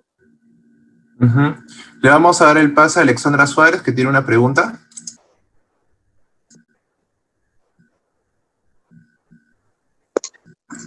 Buenas tardes, doctor. Hola. Mi pregunta es sobre un tema. Lo que ocurre es que yo pertenezco a una red de soporte que da voluntariamente ayudamos emocionalmente a personas adultas mayores y con discapacidad. Entonces, hay una persona que su familiar, su esposo, ha fallecido por el tema del COVID. Esto ha pasado un promedio de 3 semanas, ¿no? Ahora, en el transcurso de ese tiempo me he estado comunicando con esta persona, pero yo he notado, conforme a lo que usted ha mencionado, un duelo normal y patológico en esta persona, o sea, una combinación de ambas. Entonces, ¿qué me recomienda usted la mejor manera como ser un poco más de ayuda, ¿no? Primero, para aclarar, ¿por qué dices que tiene un duelo patológico? ¿Qué has visto en él para que pienses que sea un duelo patológico? Cuestiones en las que la persona, no, es la señora la que sigue viva, quiere deprimirse en el aspecto de decir, no, ya no quiero ni comer, prefiero que me dé esa enfermedad y yo también irme porque ya no tengo a nadie. Ah, ya. Uh-huh. Pero otras veces no, otras veces incluso me llama porque es como que yo la llamo, pero igual le he dado la oportunidad de que ella también me llame con confianza y él me dice, estoy ahorita preparando o tejiendo actividades que estén aptas para ella también por su edad, ¿no? Mira, este caso es muy interesante porque nos permite responder la primera pregunta. Ejemplos de negociación, porque hay un ejemplo claro de negociación, pues, ¿no? ¿Qué hubiera pasado si es que yo estuviera con él, si es que yo hubiera ido acompañado? O sea, imágenes en la mente para poder regresar con esta persona. Y en el caso de que tú me comentas, pues, esa idea de querer regresar con la persona que ha fallecido, eso es muy desadaptativo, sí. Es duelo normal, duelo patológico. Bueno, acá estamos en el claroscuro, más por el tema del tiempo. Sí, pues puede ser que tenga ambas características. Lo importante acá es que encontrar cuáles son las circunstancias que determinan que sea un duelo patológico. Puede ser que haya un tema de culpa, no lo sé, habría que preguntarle a esta persona. Lo que más carga emocionalmente en los primeros días, en las primeras semanas, son dos cosas. La culpa y el no haberme despedido de esta persona. Si no logramos resolver estas dos cosas, el duelo normal ya va a devenir en un duelo patológico después de que pase un tiempo. Ahorita todavía hablando de criterios estrictos, todavía estamos circunscritos dentro de un duelo normal. Todavía falta el factor tiempo. Pero si es que hay estas dos cosas, la culpa o el no haberme despedido, pues esto se va a complicar. ¿Qué hay que hacer con la culpa? Ya les comenté, entablar un diálogo relacional. Lo que no les hablé es qué hacer con las personas que no se han logrado despedir. Y es que se puede hacer un ritual. Escribir una carta. Lo que yo le digo a mis pacientes es una media hora al día, por 3 días, en unas semanas, va a escribir una carta de despedida hacia su familiar, la va a traer y la vamos a leer juntos, o también puede poner como una especie de altar simbólico en la casa de la persona, o ver qué hacer con sus pertenencias. Pues es otra pregunta que hace, ya falleció, ¿y qué hago con todas sus pertenencias? ¿Las boto, las elimino? No, darle un nuevo significado, darle una nueva utilidad, darle un nuevo valor. O sea, hacer un funeral simbólico. Eso es lo que se podría hacer con esta persona. Pues, lo que yo te recomendaría es que la refieras o la envíes con un profesional de salud mental, sea psicólogo o psiquiatra, para poder entender mejor qué es lo que está sucediendo con esta persona. Estamos todavía a tiempo de poder ayudarla y hacen muy bien ustedes en ser esta red de soporte emocional. Y la principal función, además, que deben hacer ustedes es saber identificar esto y poder referir de forma adecuada, para evitar que en algunos meses ya aparezca una depresión marcada, que cualquiera se da cuenta que es una depresión. No sé si respondí tu pregunta o tienes todavía alguna duda de lo que he hablado. Sí, muchas gracias, sí absolvió. Y también otro tema que es importante, lo que mencionó usted sobre dar soporte a los últimos instantes en que el personal que trabaja en el hospital no se enfoque directamente a que no hay medicina o no hay oxígeno. Esto sucedió también hace unas noticias, hace promedio de un mes, sobre una enfermera en Italia que perdió la vida, ¿no? Entonces, si nosotros tuviésemos familiares que trabajan en un hospital, ya sea de un puesto de enfermera o de médico, ¿cómo podríamos nosotros como familiares mediante alguna llamada, porque obviamente no hay un contacto físico, dar un tipo de ayuda para que no pueda ocurrir lo mismo que dicha enfermera. Mira, en los profesionales de la salud ocurre algo bien interesante, y eso es lo que sí hemos estudiado acá en Perú, digamos, a tener una publicación al respecto. La principal carga estresante y emocional es por el tema de la frustración de no poder hacer nada por el paciente. Eso es algo que ustedes como familiares pueden manejar. Yo creo que hay otras cosas en las cuales ustedes pueden ayudar. Esto de ayudar al paciente y de acompañarlo y hacer algo, eso es algo que tiene que ver más ya con políticas de salud pública, con los programas de salud mental que hagan en cada hospital. ¿Qué es lo que pueden hacer ustedes como familiares? Disminuir la carga del estigma. Eso sí, como familiares tienen que hacer ustedes, porque eso sí se relaciona con unos mayores niveles de depresión, ansiedad y pueden acabar en el suicidio. ¿Qué significa esto? Se sabe, hay estudios internacionales que han demostrado que los profesionales de salud, cuando perciben estigma por parte de sus familiares, a esa carga emocional que ya traen del hospital, se le agrega la carga emocional del estigma percibido pues, de parte de la familia. Y eso agrava más la situación. Entonces, tú me preguntas, ¿qué es lo que podemos hacer como familiares? Pues, libérense de todo estigma hacia el personal de salud. El médico, su familiar de repente quiere hablar sobre qué es lo que está sucediendo, qué es lo que le ha pasado en el hospital, y tú en la mesa dices, no, acá no hablaremos de eso, no me hables de los problemas del hospital, no hables de muertos, no, ¿por qué? ¿Qué estás haciendo ahí? Invalidando las emociones de tu familiar. Entonces tú, cuando tu familiar quiere expresar esto que ha pasado en el hospital, tú le puedes preguntar, ¿y qué es lo que te hace sentir esto? ¿Qué es lo que tú sientes cuando recuerdas esto? ¿Qué es lo que tú has hecho? ¿Qué es lo que tú hubieras querido hacer? ¿Me entiendes? O sea, validar las emociones, no ocultarlas ni negarlas. Entonces, evita el estigma con tu familiar profesional de la salud y valida tus emociones a través de estas preguntas y respuestas empáticas que hemos revisado ahora. ¿Te quedó claro o no sé, tú dime? De acuerdo, doctor, muchas gracias. No, sí, todo muy bien. Muy bien, gracias. Tenemos otra pregunta de Yadira Yanel. Le voy a dar el pase ahora. Yadira. Bien, mi hermano. Sí, doctor, buenas noches. Disculpe, tengo una consulta. En el caso de una paciente que sufre de depresión, sin embargo se entera de alguna noticia de muerte, inclusive que no haya tenido tanto contacto con ese paciente que ha fallecido, pero igual sigue con el problema de asimilación, a pesar de que no haya tenido un vínculo tan cercano, simplemente el hecho de que murió, le deprime más en estos momentos, como no hay tanta atención con su médico psiquiatra, es difícil ayudarla. En ese caso, ¿cómo podría ser? Porque es sumamente difícil en estos momentos. Mira, acá lo tengo, que lo había puesto, aquí está. Entonces, tu pregunta es, ¿qué hacer con una persona, a ver, para entenderte, ¿qué hacer con una persona que ha tenido un diagnóstico, que tiene un diagnóstico mental y que no puede acceder a los servicios de salud mental? ¿Cómo manejar el duelo en esta persona? ¿Esa es tu pregunta? Sí, exactamente, doctor, esa es mi pregunta. Ya, entendí tu pregunta.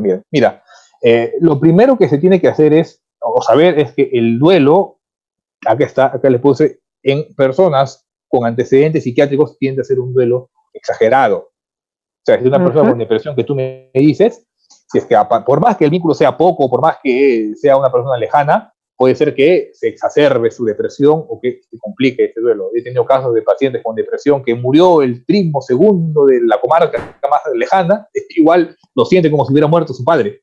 Es un duelo exagerado, no por cercanía, sino por la patología de base. Entonces, si tenemos una persona con una enfermedad psiquiátrica de fondo y que por este tema de cuarentena no puede acceder a los sistemas de salud mental tradicionales, ya se han habilitado formas de atención justamente en estas personas con enfermedades crónicas o de tiempo, formas de atención especializada. Hay líneas de atención de salud mental del Ministerio de Salud para que se le pueda brindar el soporte emocional y además brindarle la medicación correspondiente. Por lo menos en mi hospital, en el Almenara, tenemos servicios de consulta de atención inmediata de psiquiatría, o sea, el paciente va y el mismo día y ahí se le atiende rápidamente, se le da la medicación y se resuelven los problemas de crisis muy puntuales. ¿Qué es lo que te quiero decir? Que ahora, ya después de 3 meses de la pandemia, el paciente con problemas de salud mental no está abandonado. Hay diferentes formas de poder abordarlo y de que pueda acceder a los servicios de salud mental. ¿Cuál es el problema? Que muchas veces estos pacientes no saben que hay estos servicios. Entonces, en el caso que tú me comentas, ¿qué es lo que tú puedes hacer? Informarle. ¿Sabes qué? Todavía funcionan el tema de psiquiatría, hay teleconsultas de psiquiatría, hay atención de psiquiatría presencial en algunos hospitales de salud. Informarle y decirle que vaya a buscar ayuda. ¿Me ibas a decir algo? No, doctor, continúe. No, eso, pues, ¿no? O sea, hacer que se continúe la atención psiquiátrica correspondiente. Si no, pues vamos a tener una complicación.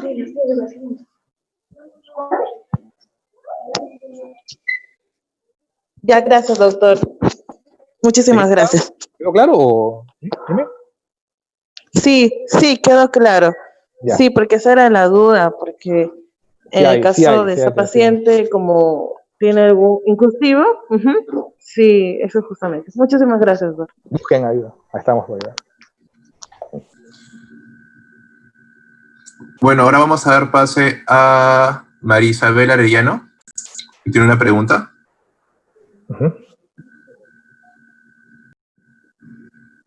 María Isabel. Un rato.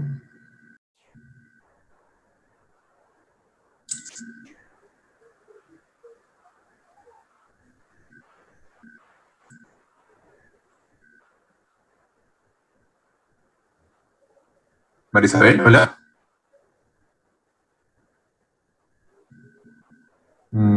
Creo que no nos está atendiendo.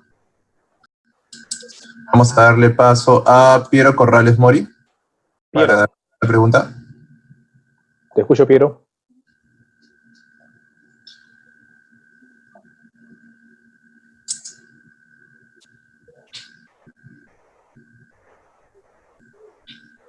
María Isabel dice que a su micro le pasa algo. Por eso no la pregunta. Pero puedes escribir. Puedes escribir en el chat, ¿no? Pero tú también puedes escribirlo. Que de todas maneras le vamos a dar pase a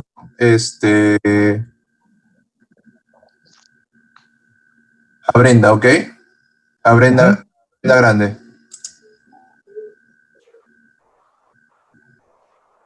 Brenda, hola.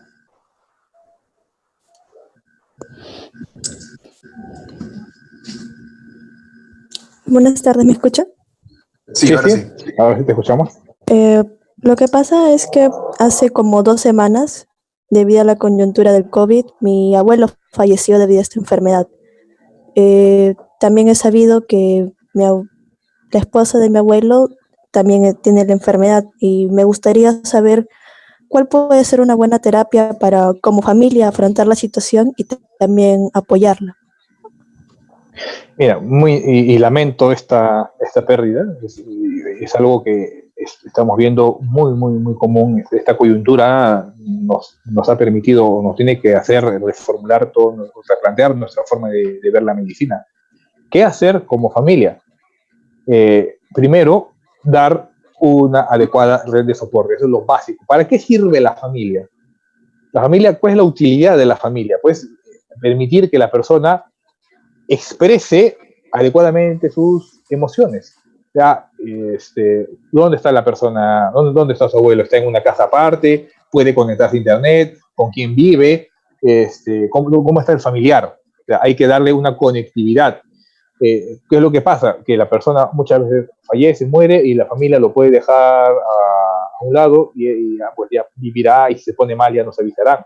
Entonces, a organizarse como familia, siquiera una videollamada o una reunión familiar, y que cada uno exprese sus emociones, qué es lo que está pasando, qué es lo que está sucediendo.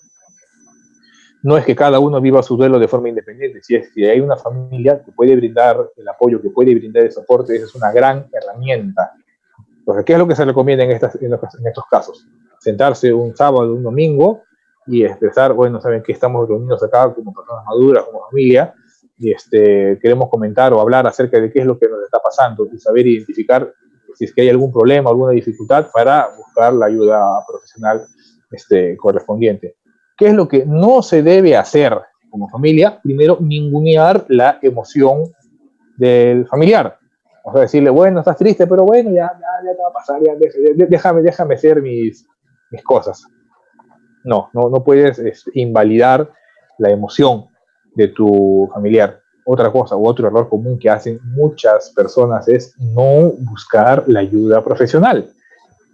No, es que no estaba tan grave como para llevarlo al psicólogo, no estaba tan grave como para llevarlo al psiquiatra, nosotros simplemente lo podemos manejar. Entonces, no hay que evitar ese tipo de estigmas. Finalmente, ¿qué es lo que tiene que hacer la familia? Ver cómo era el funcionamiento previo de esta persona. Si es que el familiar, el esposo o la esposa de la persona fallecida no regresa a su funcionamiento previo después de un par de meses, después de un mes, hay que buscar indefectiblemente ayuda. O sea, hay que estar atentos a todas las señales y muy atentos a las señales de alarma. Por eso tienes que sentarte y hablar con tu familiar.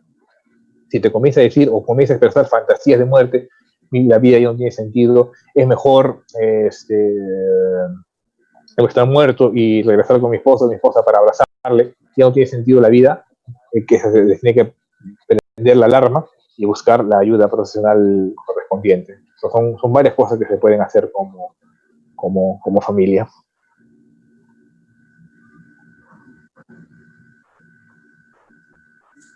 ¿Correcto? Hola, Brenda. Sí, Quique, pasamos con Marisabel, por favor. Sí, claro. Marisabel, hola.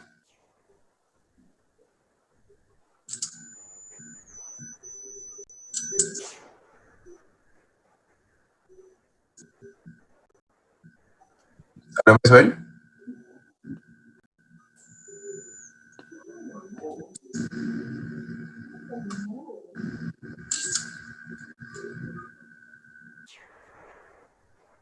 Marisabel.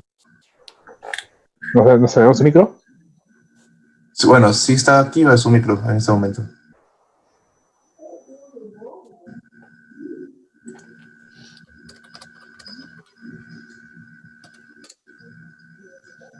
Doctor, tenemos otra pregunta mientras tanto. ¿Cómo sería una mala noticia a familiares que se notan agresivos tras la posible pérdida de un familiar? ¿Cómo? ¿Cómo se brindaría la mala noticia a familiares que se notan agresivos tras la pérdida de un familiar? Para eso les puse acá, esto de acá, a ver, aquí está en la guía. Ahí está. Primero hay que comprender que la agresividad la podemos conceptualizar de dos formas. Simplemente decir que esta persona está agresiva o preguntarnos por qué esta persona está agresiva. O más profundamente, ¿para qué está agresiva esta persona? Una cosa es simplemente lo descriptivo y la otra es comprender, tratar de entender qué es lo que está pasando con el paciente, con el familiar. Entonces nos preguntamos, ¿por qué esta persona está agresiva? ¿Por qué? Hay muchas explicaciones. Porque el médico anterior no le supo explicar qué es lo que le pasaba, porque el paciente considera que trajo a su familiar sano, porque el paciente recibió un maltrato por parte del personal de salud en turnos anteriores, qué sé yo. O sea, primero averiguar el por qué. ¿Por qué es que esta persona está agresiva o muestra esta agresividad? ¿De qué manera podemos averiguar el por qué? Ese tipo de preguntas. Si se muestra agresivo, se le dice, y a mí me ha tocado, puedo notar que usted se encuentra agresivo. O sea, validar y afirmar la agresividad que está sintiendo el paciente. Si tú le preguntas, ¿está usted agresivo? ¿Está usted fastidiado? Ah, claro que sí, pues te va a contestar mal el paciente. Pero no, tienes que reafirmar lo que ya estás viendo. Es como un paciente que está llorando, tú te acercas y le dices, ¿está usted triste? Pues no tiene sentido esa pregunta, pues, ¿no? Entonces, si tú ves agresividad, no le vas a preguntar, ¿está usted fastidiado? ¿Está usted agresivo? Pues si está a punto de volver, no. Puedo notar que usted se encuentra molesto, que usted se encuentra fastidiado, irritable. Comprendo que esta no era la noticia que usted estaba esperando. Quisiera saber si es que esta irritabilidad o este enojo que usted está sintiendo se debe a algo más acerca de esta noticia, qué es lo que más está pasando con esta persona. Y así, varios pacientes me han contestado, tal cual, doctor, sí, lo que pasa es que en el turno anterior su colega no me dijo, no me explicó cuál era la gravedad. La semana pasada un paciente me dijo, doctor, pero si me llamaron y me dijeron que no tenía COVID, y en la historia clínica sí figuraba que estaba COVID, o sea, no supieron darle la noticia. Entonces, ¿qué hay que hacer? Pues hay que reafirmar, pues, tratar de también no machacar al colega, pero decirle, bueno, también comprende usted que los colegas están viendo varios pacientes y tienen una sobrecarga emocional, de repente no están preparados, pero acá lo importante es que el resultado y que ya le estamos informando qué es lo que está sucediendo. O sea, validar la emoción y averiguar por qué es que el paciente está agresivo. Si es que quieres ayudar verdaderamente a ese familiar. Ahora, si no le quieres ayudar, simplemente dices, bueno, está agresivo, ya, seguridad, llévenselo, me voy a seguir evolucionando y se acabó. Bueno, pues no, si quieres ser un mal médico, haces eso último. Pero si en verdad quieres ayudar al paciente y a su familiar, busca y comprende el motivo de esta agresividad. En la medida que tú trates con más pacientes y veas más casos, esto va a mejorar esta capacidad, esta habilidad para poder entrar en el mundo emocional de tus pacientes, va a mejorar.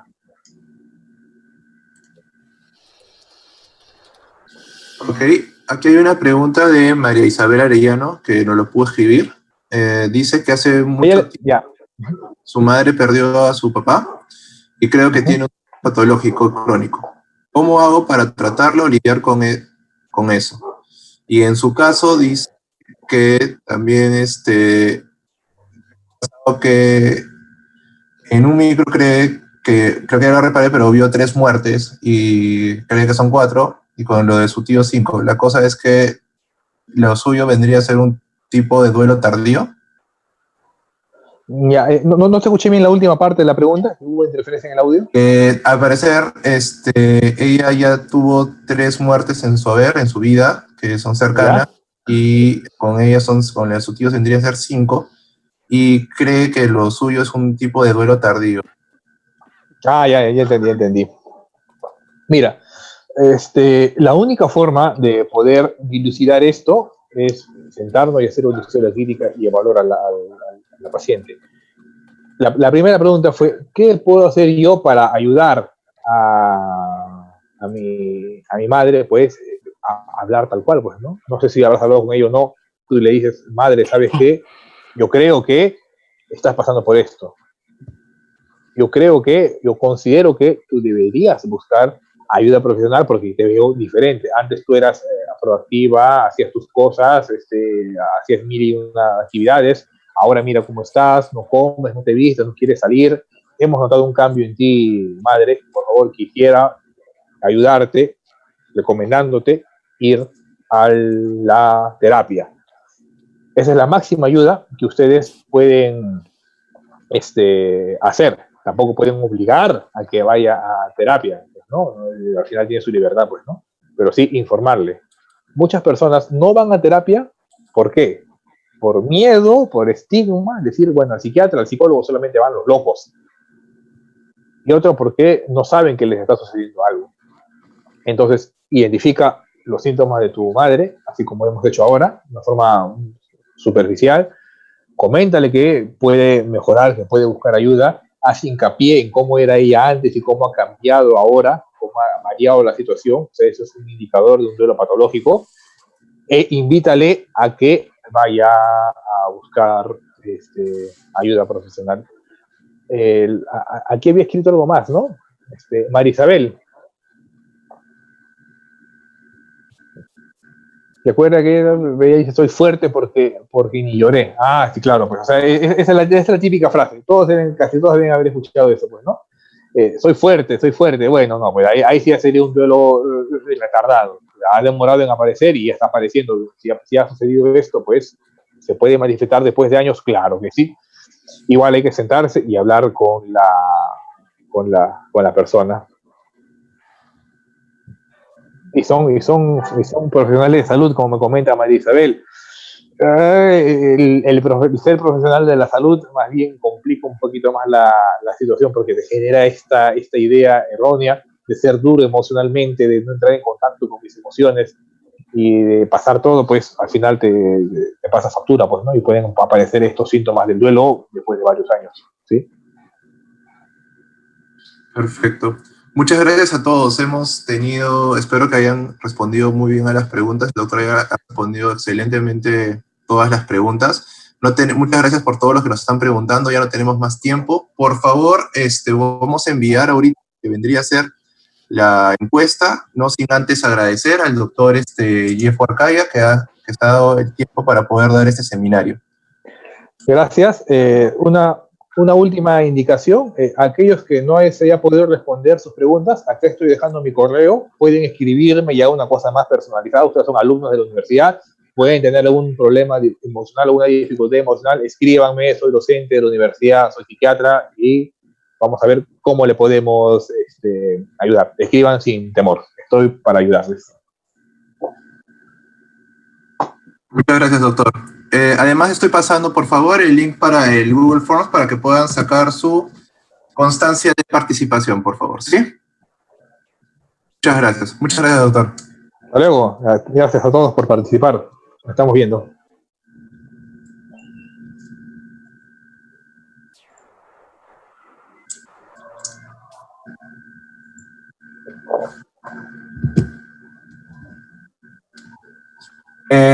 Primero, lo que vendría a ser la encuesta de satisfacción ya debe estar activo en sus páginas y el link aparece al final de la misma encuesta. También lo estoy pasando en el chat varias veces.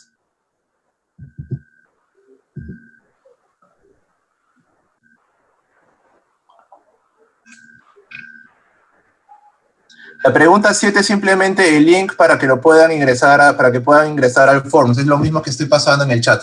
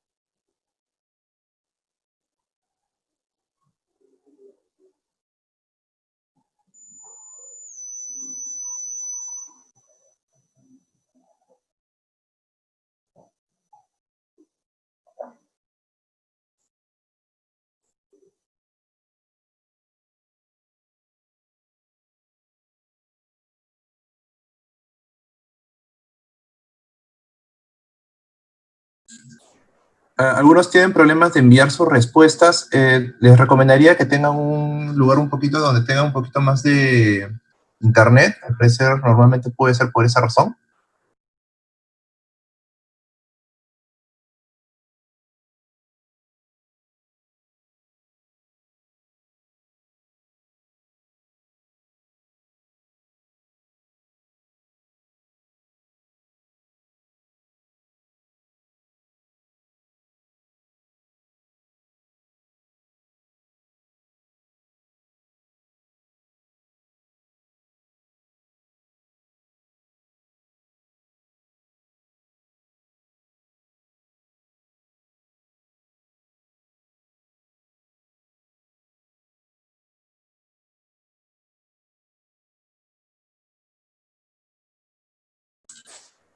No, el link los estoy colocando en la pregunta número 7 y también por el chat, por favor. Ese es el único link que necesitas para poder ingresar al Google Forms, donde va a haber un cuestionario y si lo llenas, se te va a entregar la constancia de participación.